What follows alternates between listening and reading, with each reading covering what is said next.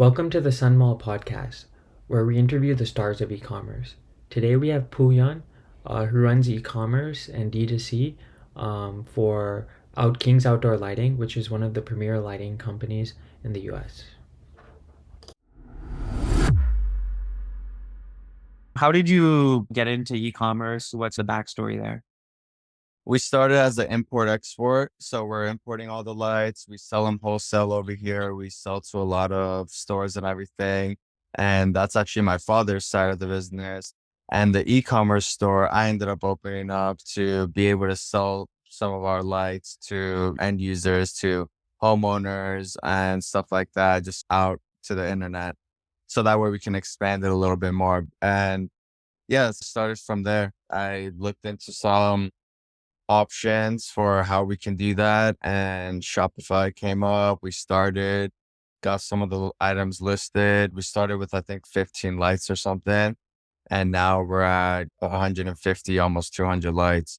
So it's just been growing little by little as we go. That's awesome. I think you touched on this a little bit, but I know you have not just the King's Outdoor Lighting, you have the other brand too. So how do you guys think about having multiple brands, and what are some of the advantages and maybe some of the trade-offs you made having multiple brands here?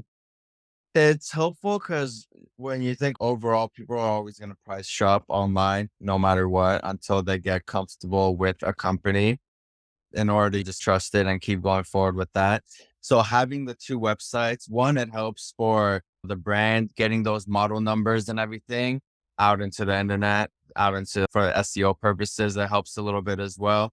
Even though we're doing double the work for the two websites, it helps bring that search volume up. And then that gives us options. If customers are price shopping, whether they price shop on either site, they end up landing on one of them. So they end up purchasing from one of us regardless. There is a couple other sites that sell the brand lights that we sell from the wholesale side, the ABBA brand. There's a few online stores that sell them, but I think we're probably the top two right now. And so that way, if they're price shopping, usually they come across Kings or Sunbright. We had a lot of customers ask us too if we're related. And usually we let them know, like, we try to focus on two different hemispheres. So like with Kings, we try to focus the ads more towards West Coast. And then with Sunbright, we try to focus the ads on East Coast. They end up working hand in hand. If one side finds a company and searches for the other company, they come across both of them and end up buying off either one. That totally makes sense. That's a really good point about customers really like to shop around. And so having multiple sites, so there's a higher chance they might land on one, but also they understand the price point. It's a really good point. I think you also mentioned SEO is a big channel and helpful. And then what are some other channels you guys have found effective to drive traffic to your site other than SEO? For driving traffic, it's mainly online ads. Like Google Ads is our main focus. We don't really do too much of social media ads or anything. We are planning on it, but so far we haven't focused on it yet because it needs a lot more content. And with Google Ads, it's a little bit more straightforward, just putting putting the material that customers want in front of their face, rather than with social media, it's more of reeling in and hopefully you catch something. So it's more trying to fall into the right crowd and catch their taste, and hopefully they like the product and then they're purchasing. Whereas with Google Ads, we're only advertising for those searches. So if they're searching for a landscape light, then we put our lights in front of them, rather than with social media. It's just Sure. kind of putting it out there and hoping That, someone catches. that, sure. Yeah, with the Google Ads, it's definitely going to be a lot more helpful, at least from what we've seen. We do a lot of email marketing as well. Email marketing is really good because we have a lot of customers that are recurring. So we create VIP accounts basically for like in terms of our industry, we have contractors, installers, electricians, etc., that use our products mainly. So we email market to them a lot, and just all of our promotions and new light fixtures and all that stuff. That way they know what's out there, and they might come across a light that they've been looking for a project and we just got it back in stock or something. So they end up purchasing that way.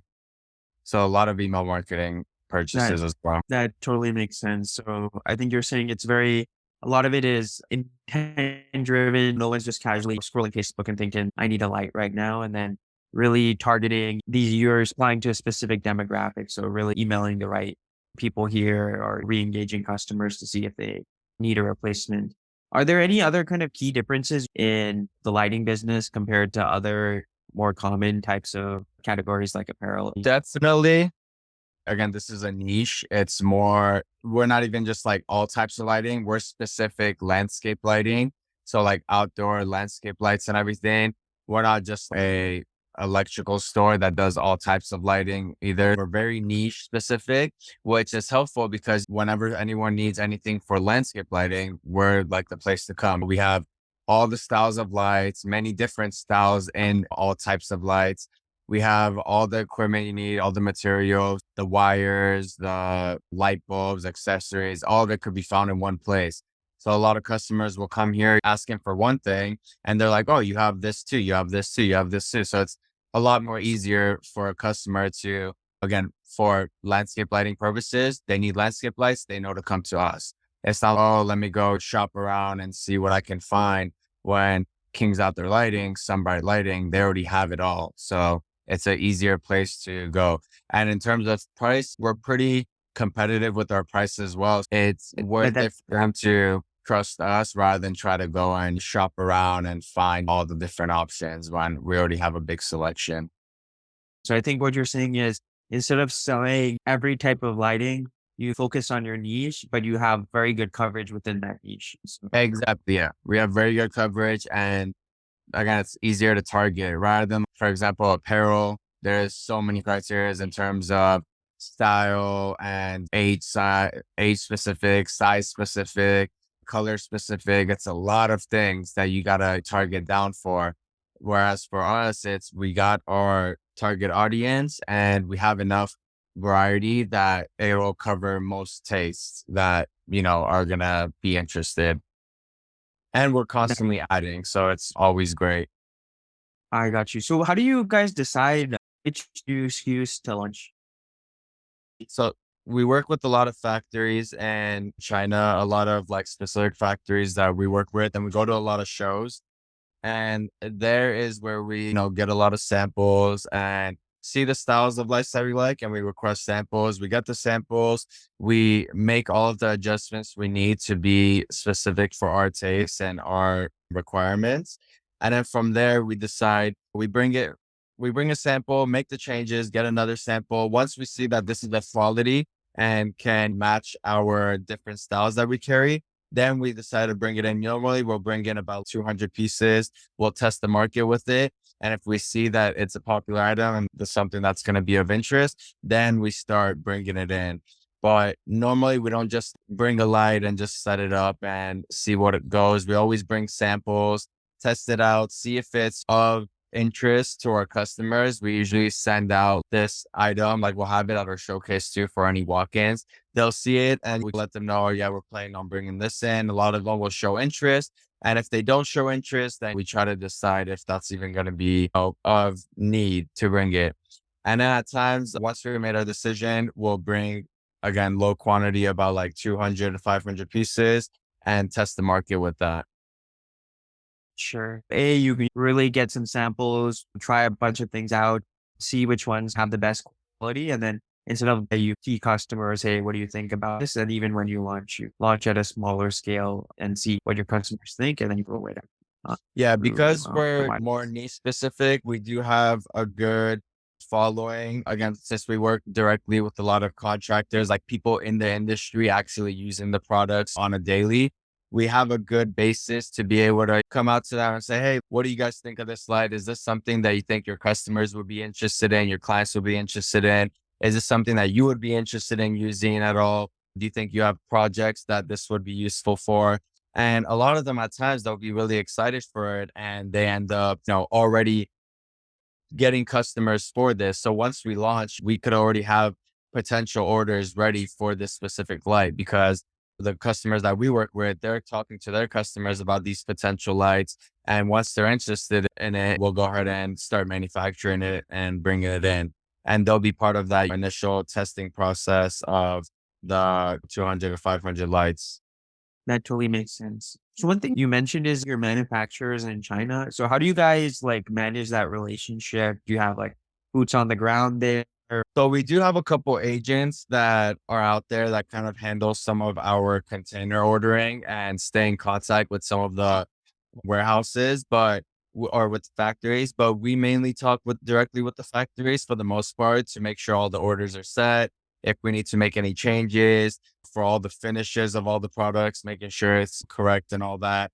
Mainly we stay direct contact because we're still, even though it is pretty large, we're still working on a smaller scale. So we're still in direct contact with them to make sure everything is correct and it's going smoothly. And we're trying to narrow down all the factories that we work with. So initially, when we started, we were working with about 15 to 17 different factories for all the different types of products. Right now, we're narrowing down, especially all the popular products, or for example, all the brass products, to be coming from one factory. So that's going to make point of contact a lot more direct and efficient. And it's going to make manufacturing, shipping, all of that packaging a lot more efficient and quicker.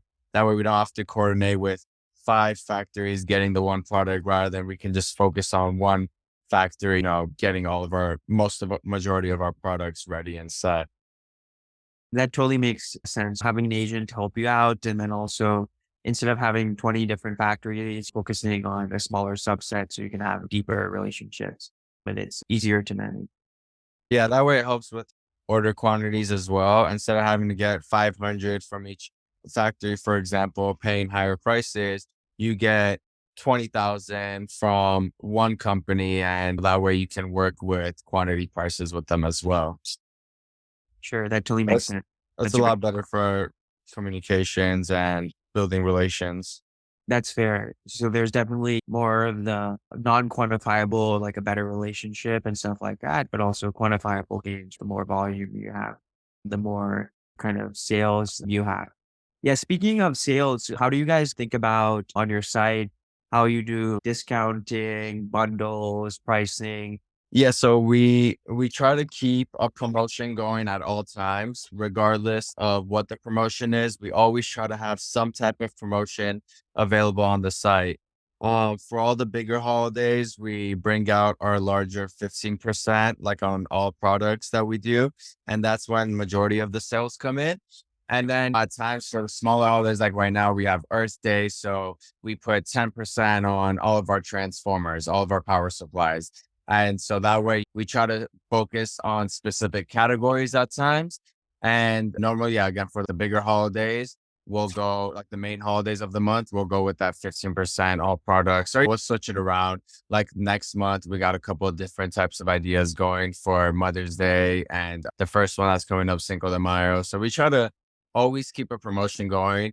We've noticed customers are always discount driven, no matter what, unless that customer needs that light right then and there. And regardless of the price, they're going to buy it. When there's a discount, they're always going to buy more. Like I was actually just on the phone with a customer before when we got started, and they started with one transformer. They were part of our VIP customers. And because VIP already gets a discount, they wanted the transformer, and the transformer is already on the 10% discount. So I was like, you know what? I'll bump you up to the 15 to help our VIP. And at that point, he was like, shoot, if I'm getting 15%, let me add this other transformer and let me add these 2 lights as well. And so his order went from, I think, $150 to about $400. So once they see these discounts, they see it as a better deal for themselves as well. So they're going to go ahead and be more driven to make that sale, rather than, oh, this one's not for sale, or, oh my God, I got to pay shipping. That's when they're going to get pushed to going around and price shopping. But when they see what they think is a good deal, if they feel like they're getting a good deal on the product, they're going to be going and making that purchase and not wasting time to go shop around and look around at other options. That totally makes sense. The bigger the discount, if it's a percentage, you're like, oh, I get this 15% off special discount. I might as well buy more stuff because I'm saving more money. Exactly. They like at this one point, if I'm not going to get this 15% later, why get everything right now? That totally makes sense. I noticed that you also do a lot of merchandising on your site. So I noticed you have an AR type thing. You guys have a great search. There's a lot of cool things you have on your site. So how do you think about which apps to launch on your page and just overall, how do you design the page and any key mental models you use there? So we try to make it as simple and easy for the customer to purchase the product. And by that, it's I don't like to put too many pop-ups and everything going around for them to get distracted. I try to, and I think this is with all e-commerce really, is that the end goal is to get that person to add to cart and finish their checkout, not just even go to checkout or see the product, but it's finishing your checkout and making that purchase. So we try to make it as smooth and easy as possible. I try to put enough information there for them to get an understanding of what the product is without getting overwhelmed and seeing like a 7-page description of the product that they're not going to read and stuff like that. So I try to keep it very straightforward and quick with it. And right now with that AR stuff that we introduced, I think that's going to help customers be able to visually see the products a lot faster and quicker without having to spend more time on going through photos and they can visually see it a lot better, especially with the AR.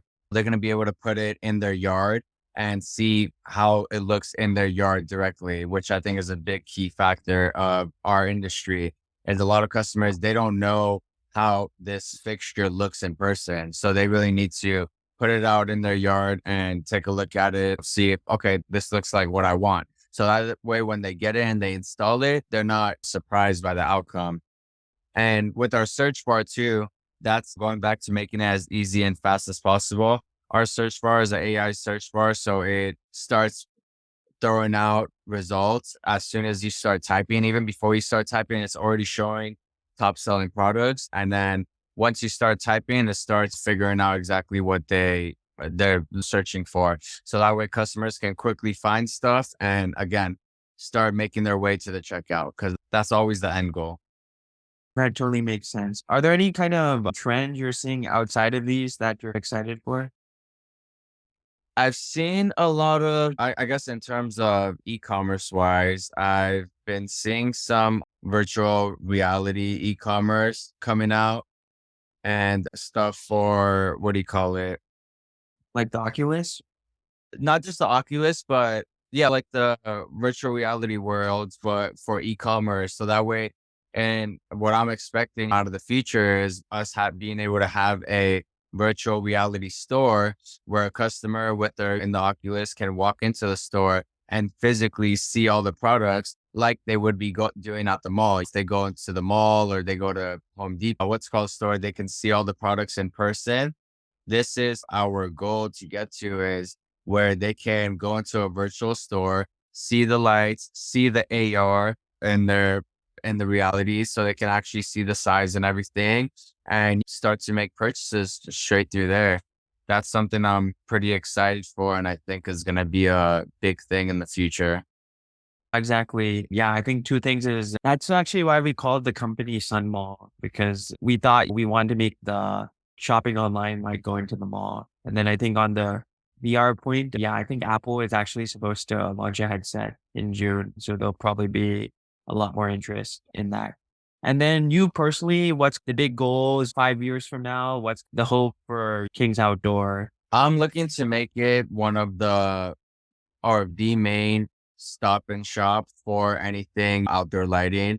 We're slowly expanding into some different things, but mainly we're focusing on outdoor lighting. So that way, a customer knows if they need outdoor lighting, King's Outdoor Lighting is going to be the spot to go, or Sunbright Lighting is going to be the spot to go because they're going to have what we need. We're not going to have to worry about shopping somewhere else because they're going to have the style that we're looking for. They're going to have this. And then making it as easy as possible. So I'm really looking forward to the VR commerce because I think that's going to be the next big thing. Like right now, the biggest issue with e-commerce is that you don't know what you're getting. You're just seeing a picture and some descriptions online. You don't know exactly what you're getting. and everyone's getting lazier. No one wants to go out to the mall. No one wants to go out to different stores and shop around when they can shop around at different stores at the click of their finger in one spot. They don't want to drive store to store just to see all these lights. So I think getting to the e-commerce section or getting to the virtual e-commerce section or to that stage is going to be the next big thing. So a customer walks into the store while sitting on the couch and being able to physically see all the lights and everything, or shoes. They can see the shoes. They can even test them out on their feet. They can see clothes and switch through clothes without having to change in the dressing room, all this stuff. It's going to be crazy. I think it's going to be a really big thing coming up. That's So cool. that's really the end goal. We were originally planning on opening up a store, and I think I'm slowly moving away from that because I think that's all going to be shutting down in the next 5 to 10 years. Those are slowly going to be getting more and more played out and less used. Digital is only increasing year over year. It's growing quick. Any kind of key questions or topics you wanted to cover? Same thing that you were wondering from us, like what have you guys seen, or I guess what are key ways you guys see that customers make a purchase or convert? We're always trying to find the best ways to make customers convert, and everyone's different. Every single customer is different. So it's hard to have that one thing. But what have you guys noticed that makes customers convert? So I think there are a couple key points. One is visually representing the product in a great way. So that can be 3D or really good photos. The more people can actually see the product, I think the more likely they are willing to purchase, especially because no one really likes to go through the return process. So giving them that complete confidence, like the product, they can really visualize it. I think that's a really key thing there. I think the other kind of key things is, I think you were mentioning this in the sale, is you really have to drive urgency. So it can be through stuff like there's a sale going on, or this is a limited time collection, or there's only a few left in stock. So really driving that urgency there. And then I think the other things is having some social proof, some awards, or really good reviews. That's there. But I think also at the end of the day, every customer is little different, right? So it's really hard to have a one fit all solution. So I expect more and more personalization solutions coming out. So if you see like a customer, every customer I think should basically be viewing a different version of the site if you tailor to them to maximize conversion. Yeah, I definitely understand that too. Like we had options of building your own bundles and stuff before. And although we saw a good amount of uses on it, it wasn't a big part of the website that I thought it would be, because we wanted to give customers the option to build their own bundle of lights to that way they can get a bigger package and get a discount from that bundle. So we tried adding that customization. It wasn't working as well, but we did put a lot of packages recently, and the packages have been doing the best. We see they're seeing a 12 pack of packages or more. They like to get that more. They see a better deal with that and everything. And then the urgency is something that I'm trying to see what to do, because that's something I've been thinking about recently. I don't really like to put those timer clocks on the product pages that I've seen before on some other websites, because I feel like a lot of these drop shipping websites played that out and now Yeah. it's very scamish. So I'm trying to see what's going to be the best thing that can actually still look legit to a customer. Again, give them that urgency. With the sales, normally we try to put them in 10 days. So we see like towards the end of it, there is that urgency. Towards the beginning we got to put urgency in the beginning of the days of the sale. So that way they still feel that need to shop. And yeah, that's something what we're trying to think about. The only problem with the other thing you said, like the limited time collection, that's not necessarily something that we can do that much, because it's like a fixture type of industry. If someone gets 10 of this fixture, like they get 10 of these, they install it in their yard. Now one of them break and they need a replacement. Oh, it was a limited time collection. We don't Yeah, have just one. yeah. So we can't really do that as much. It's not like a hoodie where limited Yeah. is better. It's so yeah, we're trying to think of what we can do for that to get that sense of urgency out to customers to purchase faster, quicker.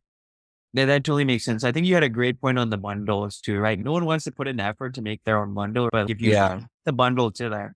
then they're like, this is sick. What have you guys seen anything with the VR industry, VR commerce coming up? We think it's going to be like more with the headsets, if that makes sense. So at least my view on it is we think the headsets are really going to be the big driver.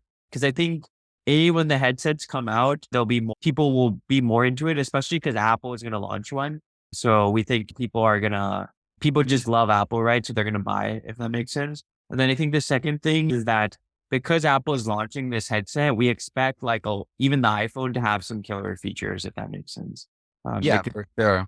Because To it's make like all, them compatible and everything. yeah, exactly. So I think those are the things there. And then also we're hopeful that Apple will release a lot of tools they've been working on it, or maybe Facebook to help make these 3D models easier and to like better software to design the virtual world or whatever too. So not just the actual end user devices, but the software to help power those experiences too. Yeah, I think overall it's all going to be the quality that's going to, really dictate if people are going to use it or not. I think one of the biggest issues with the Oculus right now is the headaches, the quality, like the quality from further out is good, but then once you get close up, it's very bad quality. So a lot of people get headaches from it and all that stuff. So I think once they clear up all those issues and they make it as high quality as possible, that's when it's gonna really start taking off. And then also accessible.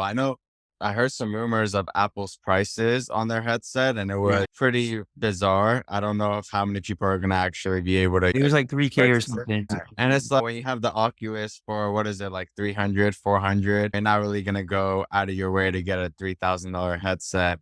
But again, I think the main reason is because they're putting all their funds into it right now. So once they get it and the technology is there, they're going to start to be able to get more user friendly in terms of price options out there. And that's when it'll start making more sense.